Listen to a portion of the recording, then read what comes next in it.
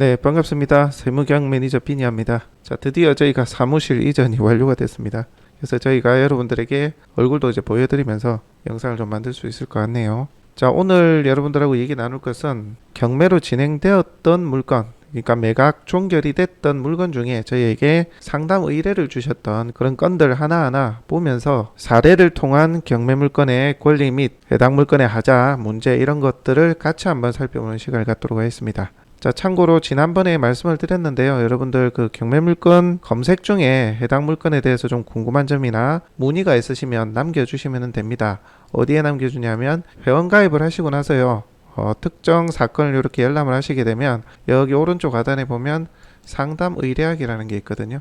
이거를 클릭하셔가지고요 질문을 남겨주시면은 저희가 시간 날 때 답변을 드리고 있습니다. 당일 바로 답변 드리는 경우도 있고요. 저희가 업무량이 많다 보니 이길 혹은 이틀 뒤에 답변을 드리는 경우도 있습니다. 그렇게 해서 여러분들 문의에 시간이 좀 지나더라도 답변을 드리고 있으니까요. 참고를 하시면 되겠고, 그 답변에 대한 답을 보시려면 여기 마이 옥션 클릭하셔가지고요.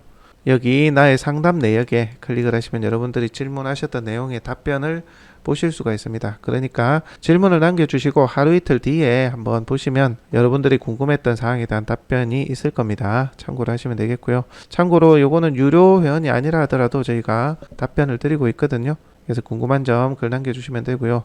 참고로 얼마에 입찰할까요? 이 물건 괜찮나요? 안 괜찮나요? 투자로 좋은 물건인가요? 등등 물건의 가치 파악에 대해서는 저희가 답변을 드리기가 어려운 경우가 많습니다. 저희도 저희 지역에 있는 물건, 저희가 항상 다루고 임장을 다녀왔던 물건들 위주로는 답변을 드릴 수 있으나 전국에 있는 물건을 저희가 경매 정보지만 봐가지고는 그 가치를 알 수가 없거든요. 그래서 그런 부분에 대한 답변은 즉답에서 드리기 어려운 경우가 대부분이니까 그 점 좀 양해를 구하고요. 공부상의 권리 분석이나 하자 문제 이런 것들에 대한 문의를 주시면 될 것 같고요. 또 하나 미납이 있는 경우에는 이 물건 왜 미납일까요? 등등 이런 질문에 대해서는 저희가 답변을 드리기가 조금 어려울 수 있습니다. 왜냐하면 물건의 하자, 권리상의 하자로 인해서 미납을 하는 경우야 저희가 답변을 드릴 수가 있지만 여러분들이 보시기에도 권리상의 하자는 아니라고 판단됐을 때의 미납 사유는 저희도 알 수가 없는 거죠. 실제 현장을 가서 권리의 하자를 발견했을 수도 있고요. 또 낙찰 후 잔금을 내고자 하는데 대출이 안 돼서 DSR이 차서 그렇게 해서 미납을 하는 경우도 꽤 많습니다. 그래서 공부사항의 내용을 벗어나는 부분에 있어서 미납 사유를 저희가 알기는 어렵다. 이 점도 좀 양해를 구하고요. 어찌됐든 저희가 공부상이든 뭐든 답변을 드릴 수 있는 부분은 답변 드리고 있으니까 적극 활용해 주시면 될 것 같고요. 저희가 이렇게 답을 드리고 있는 이유는 한 가지입니다. 여러분들 경매 공부를 하시는 분들이 진짜 공부를 위한 공부만 하세요. 맨날 선순위, 후순위, 특수물건 이 권리가 어떻게 되느냐 이게 인수예요 아니에요 이 공부만 하시거든요. 그 공부는 조금은 좀 텀을 두면서 루즈하게 가셔도 되고, 문제는 부동산 공부를 하시라고 말씀드렸죠. 절차상의 그런 과정에 있어서의 공부가 아닌 부동산 자체의 가치 공부를 하셔야 된다고 누누이 말씀드렸습니다. 그래서 그런 데 시간 할애를 좀 많이 하시라는 겁니다. 현장을 가시든 임장을 하면서 주변에 탐문도 하고 주변 부동산이나 이해관계인도 물어보고 하면서 물건의 가치 파악, 그리고 수요가 어느 정도 있는지, 매도가 가능할 수 있는 건지 그런 것들에 대한 실질적인 부동산의 가치 파악, 거기에 시간을 많이 하시라고 저희가 여러분들이 A부터 Z까지 공부를 안 하시더라도 이렇게 답변을 드릴 수 있는 그런 코너로 운영하고 있으니까 활용을 해주시기 바라고요. 회원분들 중에 여러 차례 이제 자주 질문을 좀 하시는 분들은 뭐 이렇게 유료거든요. 한 달 지나면은 유료입니다. 첫 달은 무료인데 둘째 달부터서는 좀 유료로 이용해 주시면 제가 운영하는 데 더 도움이 될 것 같습니다. 자, 그렇다면 오늘 물건 사례로 보는 경매 물건에 대한 질답 코너를 통해서 여러분들하고 공부 한번 해보도록 하겠습니다. 자, 이 질문인데요. 자, 위에 물건을 입찰하려고 하는데 경매 초보라서 처음 입찰을 하려고 합니다. 권리 분석에는 문제가 없어 보이는데 공유자분께 되팔아 보려는데 수익성이 있을까요? 자, 이게 공유 지분인 것 같아요. 그래서 지분의 일부를 내가 매입하고자 하는데 이 물건이 문제가 있냐 없냐, 그리고 공유자분한테 되팔아서 수익을 내보고자 한다. 이 물건이 그만한 가치가 있냐. 자, 물건 한번 보겠습니다. 자, 이 물건입니다. 이미 매각 종결이 됐고요. 농지네요. 농지고 쭉 한번 내려보겠습니다. 자, 등기부를 보게 되니까 임모씨의 지분이 가압류가 돼서 경매로 나왔네요. 이 지분이 예상컨대 14분의 2, 3 이 정도 되는 것 같습니다. 자, 여러분들이 지분 경매를 하실 때는 제가 항상 강조를 드렸던 게 지분권자가 몇 명이냐, 이걸 뭐라고 말씀을 드렸죠. 최대한 두세 명 이하, 지분권자를 총 합해서 3명 이하인 경우에는 지분 경매를 한번 보시려면 보시라고 말씀을 드렸고요. 지분권자가 여러 사람인 경우에는 그러면 어떻게 될까요? 이게 과연 수익성이 있을까요? 자, 지분 경매라는 것은 내가 지분의 일부를 싸게 매입을 해서 원래의 시세대로 다른 지분권자한테 내가 팔든지, 아니면 내가 지분의 일부를 매입을 하고 난 뒤에 나머지 지분권자하고 협의를 해서 그 지분을 매입을 해 와가지고 온전한 물건으로 해서 다시 재매각을 해서 차익을 실현하는 방법. 이 두 가지가 대표적이죠. 그 외에 공유물 분할을 위한 경매라든지 다른 방법들이 있긴 합니다만, 지분에 대한 지료 청구도 있을 것이고, 근데 실질적으로 지분 경매 같은 경우는요, 시간이 많이 걸리다 보니까 내가 매입해서 필요로 하는 사람한테 그 지분을 팔든지, 아니면 나머지 지분을 사와서 완전한 물건을 만들든지, 이게 제일 빠르거든요. 그게 제일 일반적이고요. 그 외의 것들은 좀 더 고난이도, 그리고 시간 텀, 그러니까 시간적으로 경제적으로 좀 여유가 있으신 분들, 투자에 관해서 그런 분들이 연습삼아 하시는 거고, 지금 질문자분도 마찬가지로 공유자분께 내가 되팔아 보려고 이 지분을 매입하려고 한다라고 질문 주셨거든요. 자, 지분권자가 일단 그러면 몇 명인지 한번 보도록 하겠습니다. 자, 보시면은 1989년에 총 6명이네요. 6명이 상속을 받은 상태입니다. 14분의 2 또는 14분의 3 해가지고 6명이 지분을 나눠서 상속을 받은 상태입니다. 자, 지분권자가 몇 명이라고요? 6명. 많죠? 그래서 여러분들 이 중에서 하나의 지분이 현재 나온 상태인데, 나머지 5명이 여러분이 낙찰받은 지분을 사주면 좋은데 사줄지는 모르겠습니다. 이게 워낙 좀 매입한 지도 오래됐고 이 상태로 있은 지가 30년 정도 됐잖아요. 그렇기 때문에 이게 좀 회의적입니다. 일단은 눈으로 봤을 때. 자, 그리고 1989년 이후에는 그 누구도 이 부동산에 대해서 공유 지분에 대해서 흡수를 하든지 되팔든지 그런 이력 자체가 없습니다. 그죠? 이런 경우는 여러분들 지분의 일부를 낙찰 받더라도 내가 되팔기도 어렵고 이 나머지 지분을 사오기는 더 어렵고 5명이 지분을 다 사와야 되잖아요. 그죠? 그래서 이 물건 같은 경우는 지분권자가 많고 소유권 이전한 지도 너무 오래된 묵은 땅이기 때문에 내가 되팔거나 전체 지분을 사오는 것은 사실상 좀 어려워 보인다. 굉장한 노력과 시간이 걸릴 것으로 추정입니다. 추정. 그래서 이 물건은 지분의 일부를 사서 내가 많이 싸게 매입을 하더라도 되팔려고 할 때는 좀 애로사항이 있는 어려운 물건이다라고 보시는 게 맞습니다. 워낙 가격이 싸기 때문에 연습 삼아 해보시려고 하셨던 것 같습니다. 어쨌든 지분 경매의 원리는 지분권자가 최대한 적고 상대방이 내 지분을 사려고 하는 어떤 그런 분위기, 전체적인 그런 느낌, 그런 상황으로 추정이 될 때 한번 해볼만 하고요. 반대 상황도 마찬가지입니다. 그래서 변동, 매입 또는 매각의 여지가 있을 때, 그럴 때 하시라 말씀드립니다. 이 물건은 개인적으로는 추천드리지를 않습니다. 자, 다음 물건 되겠습니다. 본 공장을 입찰해 보고자 하는데 대항력이 있는 이유가 궁금합니다. 이번 회차에 입찰 참가를 해야 하는지 아니면 다음 회차에 들어가야 하는지. 자, 물건 한번 보도록 하죠. 자, 이 물건인데요. 공장입니다. 이미 낙찰이 되고 대금까지 납부가 됐네요. 자, 내려보시게 되면 임차인 부분을 보게 되면, 자, 주식회사 금모 법인입니다. 법인의 이제 대표로 보여지고요. 사업 등록일이 2008년이고 말소 기준 권리가 2018년이네요. 10년이나 빠르게 사업을 하고 있었던 상황입니다. 이것만 봤을 때는 대항력이 있는 걸로 봐야 되겠죠. 그죠? 자, 그런데 등기부 현황을 보니까 현재 소유자가 주식회사 금땡 해서 당시에 임차인하고 동일의 법인으로 되어 있습니다. 그죠? 자, 이런 경우는 어떻게 되겠습니까? 2008년에 최초 임차인으로 있다가 15년에 해당 임차인이 소유권을 받아온 상태입니다. 그렇게 봐야 되겠죠. 그러니까 임차인으로 있다가 현재는 소유주가 된 겁니다. 자, 소유주가 현재 점유를 하고 있다라고 봤을 때는 이 점유인은 임차인의 지위가 아닌 거죠. 소유자입니다. 소유자. 소유자는 대항력을 논할 수가 없고요. 인도 명령 대상입니다. 자, 그래서 당초 질문에 대항력이 있는 이유가 궁금합니다. 이게 대항력이 없다고 말씀드렸기 때문에 질문이 조금 다르게 작성이 된 것 같고요. 자, 이번 회차에 입찰 참가를 해야 하는지 여부는 저희가 생략을 하도록 하겠습니다. 요거는 주변 공장들 시세, 그리고 비어있는 공장들 혹은 임차가 가능한지 이런 내용까지 좀 현장 조사를 해봐야 되거든요. 그렇게 해서 어느 정도 들어가야 되는지, 그래야 수익률 계산이 되기 때문에 그 부분은 여러분들이 앞으로 경매 물건이 나와도 마찬가지입니다. 현장 임차를 해보시고 아파트 빼고는 시세 조사를 하셔야 되거든요.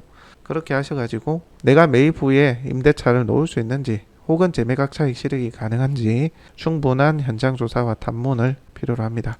어찌됐건 이 물건은 이전에 임차인이었다가 소유주로 된 뒤에 경매가 진행됐고 당시에 임차인으로 등재가 되어 있으나 사업 등록일이 빠르나 현재 점유하는 이 임차인은 소유자의 지위이기 때문에 인도명령 대상이다. 그래서 하자가 없는 물건이라고 보시면 되겠습니다. 간혹 이런 경우는 있습니다. 주식회사 금땡 해서 직원의 이름이 이제 쓰여져 있다. 대표이사나 뭐 사내이사나 대표가 되는 그런 사람 말고, 그런 경우에는 자기네들끼리 임대차 계약서를 썼다라고 해서 대항력을 주장하는 경우도 있습니다. 그런 경우에는 좀 따져봐야 되고요. 요거는 지금 대표이사로 이렇게 보여지기에 해당 물건은 임차인의 어떤 지위는 아니다, 이렇게 보시면 됩니다. 임차인이 채무자 겸 소유자임이라고 현황조사 내용에도 있으니까 그렇게 참고를 하시면 되겠습니다. 자, 다음 물건입니다. 경매문의안이고요. 주의사항에 대해 제시의 건물 포함 불법 증축 건물인데 철거 가능한 건가요? 펜션 운영하려면 사업자 부분은 어떻게 되느냐? 자, 이런 문의를 주셨습니다. 물건 안 보도록 하죠. 자, 거제 남부 저구리에 있는 펜션이네요. 요거 저희가 임장 여러 차례 갔던 물건인데요. 자, 내려보겠습니다. 위반 건축물로 되어 있다는 얘기가 있는 것 같은데요. 한번 보도록 하죠. 자, 일반 건축물 대장 갑의 불법 증축으로 인한 위반 건축물로 표기되어 있다라는 게 주의사항에 기재가 되어 있습니다. 이런 경우는 여러분들 이 경매정보지만 볼 건 아니고 건축물 대장을 반드시 좀 보시기 바랍니다. 그리고 가능한 경매정보지에 있는 건축물 대장도 좋지만 되도록이면 정부24를 통해서 실제 오늘 날짜 기준으로 건축물 대장이 어떻게 되어 있는지 변동은 없는지를 찾아보셔야 됩니다. 자, 건축물 대장 경매정보지에 있는 것부터 일단 한번 보도록 하겠습니다. 자, 보니까 위반 건축물에 표기가 안 돼 있네요. 일반적으로는 여기 노랗게 해가지고 위반 건축물에서 표기가 되어 있는데, 일단 건축물 대장상에는 위반 사항으로 등재가 되어 있지는 않습니다. 자, 쭉 내려봐서 히스토리를 한번 보도록 하겠습니다. 변동사항.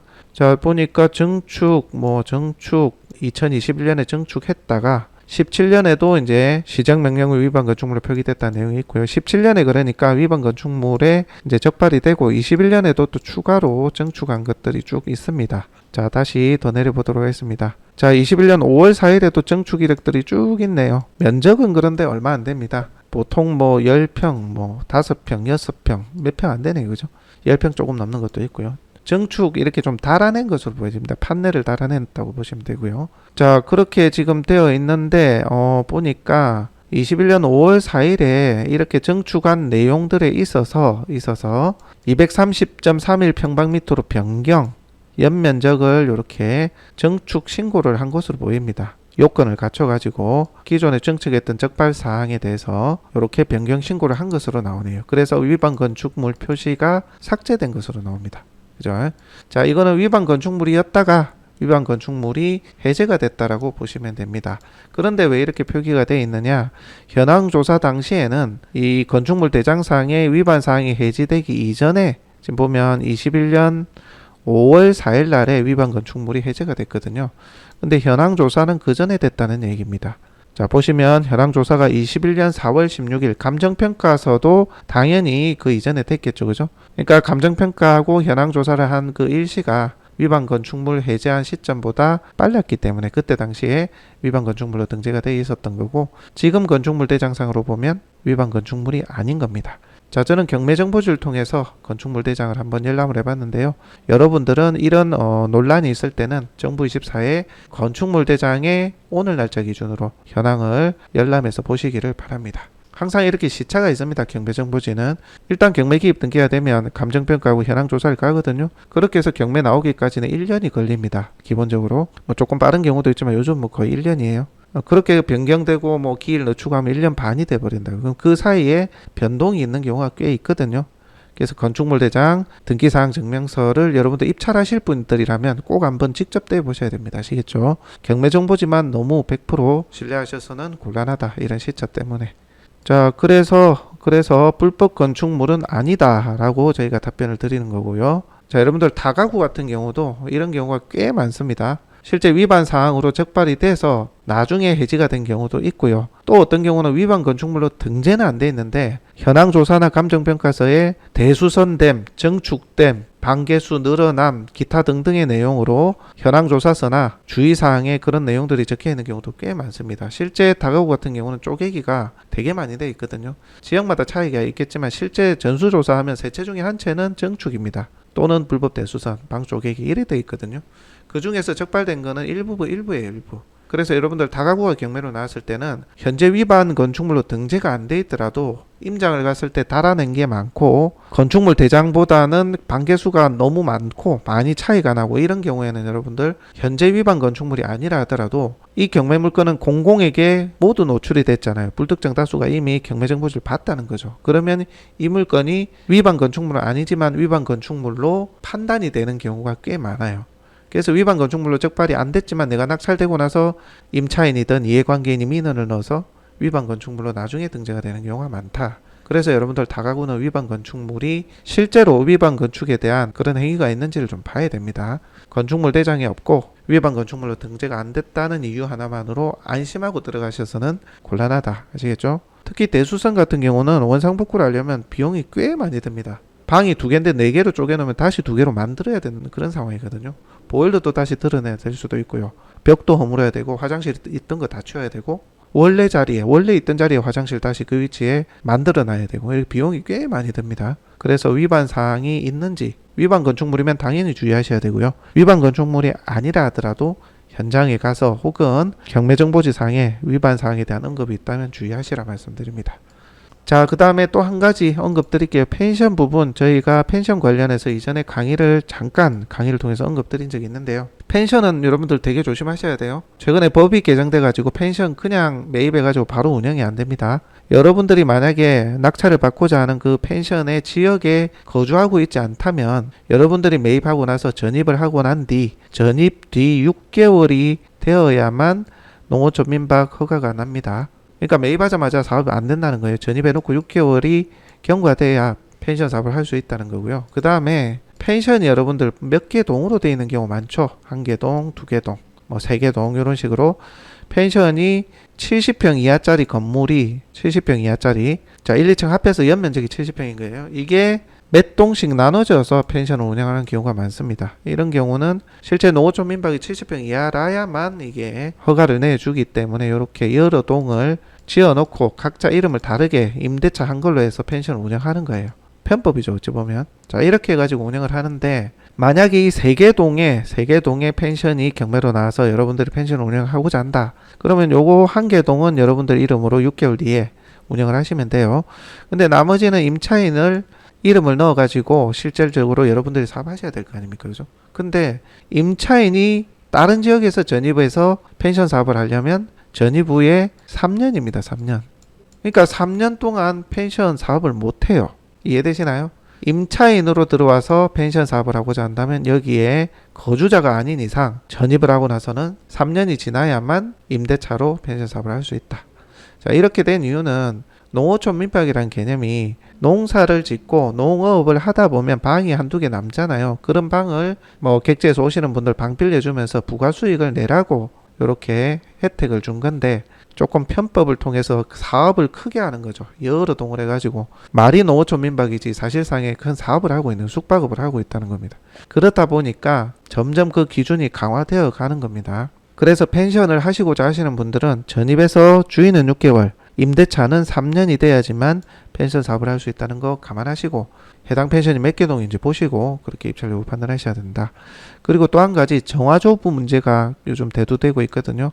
읍면동 비도심은 오수관로 공공하수 처리시설이 안 들어와 있는 경우도 많죠.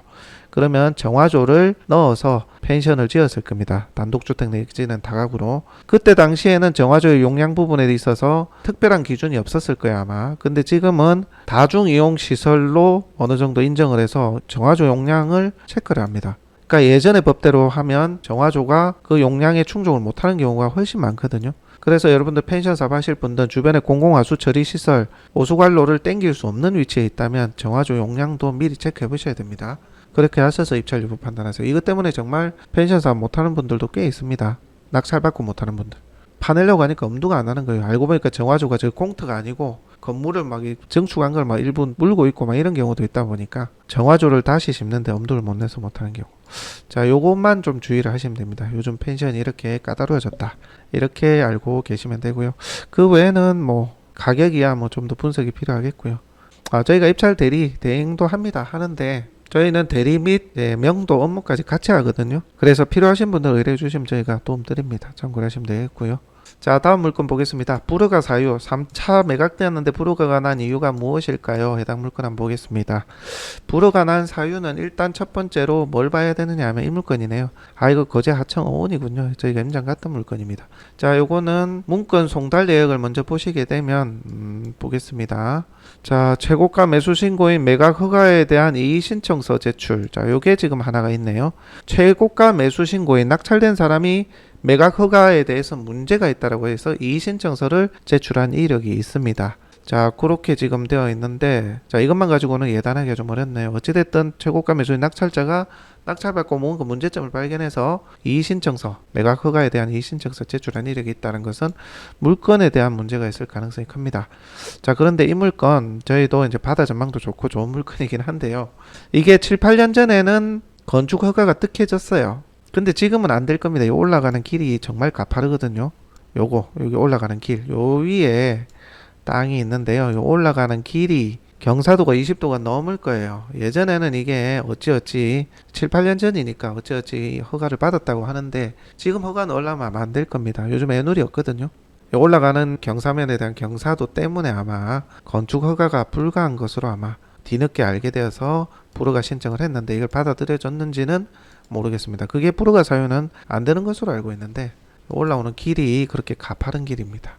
그래서 여러분들 그 토지를 입찰하실 때는 토지를 좀 아시는 분들한테 좀 상담을 해보시고 가세요. 주변에도 많이 물어보시고 단순한 뭐 아파트라든지 그런 거야 뭐 큰 문제가 없는데 권리가 한 게 임차인 이런 것만 보면 되는데 땅은 여러 가지를 좀 봐야 됩니다. 땅을 매입하는 이유가 땅에 어떤 행위를 할 수 있는지가 중요한 거잖아요. 그런 걸 좀 조사를 해보셔야 됩니다. 그냥 길 나 있고 여기 집 지으면 되겠다, 건물 지으면 되겠다 해서 하시면은 곤란하다.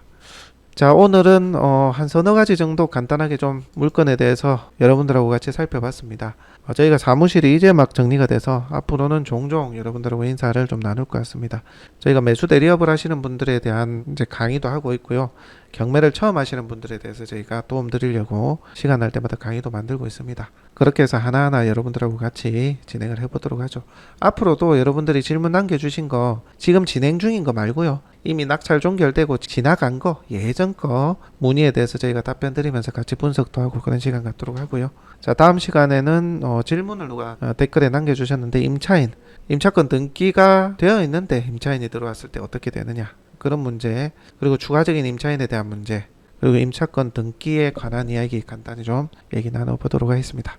오늘은 여기까지 그러면 하도록 하겠습니다.